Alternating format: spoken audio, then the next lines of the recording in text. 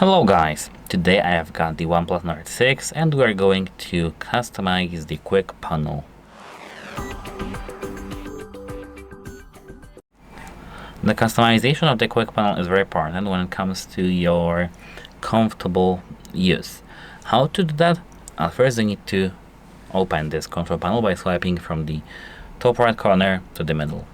Here, as you can see, we've got our control panel, and how to actually customize it. Here we've got two pages, we can actually prolong it, or we can't here, I don't know why.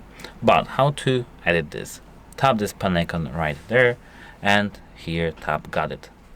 Now here, as you can see with this minus button, we can delete the tile. Let me, for example, delete NFC from here and Screencast. Apart from that, we can tap this plus over here to add some tile. Like for example, I can add back my NFC and Screencast, and here I can hold one thing to move it around, and the same as with this thing and with every single thing that's here. There are no more actually features that we can do here, so that's all we need to stick with. Goodbye.